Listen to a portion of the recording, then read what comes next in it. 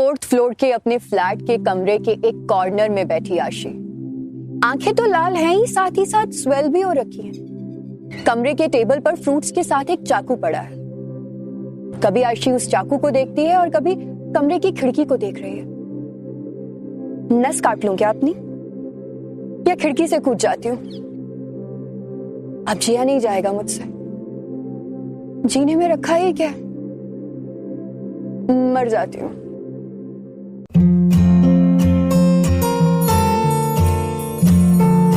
Little shorts RJ शीतल के साथ। College के बाद जब से आशी ने जॉब ज्वाइन की है, उदास रहती है। उसकी मम्मी ने कई बार पूछा उससे, आशी क्या बात है, देख अगर तुझे जॉब पसंद नहीं है तो छोड़ दे, आगे पढ़ाई कर ले, कुछ और कर ले, कुछ मत कर चाहे तो, तेरे पे कोई फाइनेंशियल प्रेशर नहीं है, बस तो खुश रहे। ऐसे गुमसुम अच्छी नहीं लगती है तू। मुझे नहीं अच्छा लगता ऐसे तुझे देखकर। और आशी हर बार अपनी माँ को यही बोलती है, डोंट वरी माँ, मैं ठीक हूँ। और एक शाम तो 7 बजे ही अपने कमरे में चली गई। मामा मुझे भूख नहीं है, मुझे डिस्टर्ब मत करना प्लीज, मैं आराम करूंगी। और कमरे में जाते ही बैक टू बैक कॉल्स कर रही है वीरेन को। वीरेन कोई जवाब नहीं दे रहा। एट लास्ट 50वीं कॉल पर वीरेन ने रिप्लाई किया, देख यार आशी, तेरी मेरी ना जम नहीं रही है, so on a very positive note अलग हो जाते हैं। वीरेन जम नहीं रही है या फिर तेरी जिंदगी में कोई और आ गया? हाँ आ गया तो देख इसे गंदा मत कर। हाँ मैं प्यार से बोल रहा हूँ, मुझे कॉल मत करना, मैं किसी के साथ हूं। अभी अच्छे से बोल रहा हूं, अगली बार अच्छे से नहीं बोल पाऊंगा। It was panic attack. उदास परेशान बहुत दिनों से थी आशी, लेकिन ऐसा कभी नहीं हुआ था उसके साथ कि कमरे के कॉर्नर में बैठी अपने घुटनों को पकड़ा हुआ और हिले जा रही है। कभी चाकू को देख रही है, कभी खिड़की को देख रही है। मर जाती हूँ, जीने में क्या रखा है, जिया जाएगा नहीं अब मुझसे।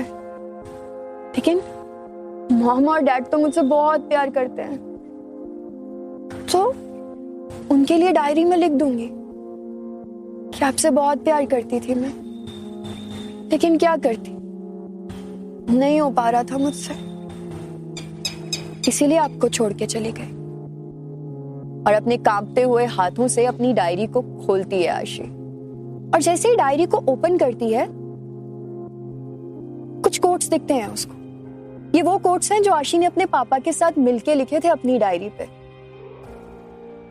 आपका कल जितना भी बुरा क्यों ना हो, आप फिर से शुरू कर सकते हो। जो बदलता है वही आगे बढ़ता है। और जब तूफान आता है तो चुपचाप एक कोने में बैठ जाना चाहिए। वक्त कितना भी मुश्किल क्यों ना हो, गुजर जाता है। ये वक्त भी गुजर जाएगा। उन पन्नों को पलटते हुए, उन शब्दों में खोते हुए आशी जमीन पर ही सो गई। अगली सुबह जब उठी तो आंखें भारी थी, लेकिन एक चीज जान चुकी थी आशी कि हर रात के बाद सुबह का आना तय है। और इस सुबह बहुत हल्का लग रहा था आशी को, बहुत हल्का।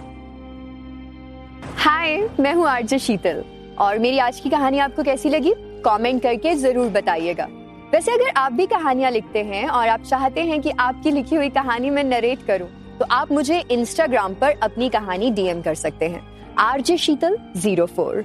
और इसी के साथ साथ रेडियो सिटी इंडिया का यूट्यूब चैनल सब्सक्राइब कीजिए और रेडियो सिटी इंडिया को फेसबुक और इंस्टाग्राम पे फॉलो कीजिए। और मैं आपको मिलती हूँ अगले हफ्ते नई कहानी के साथ। तब तक के लिए गुड बाय।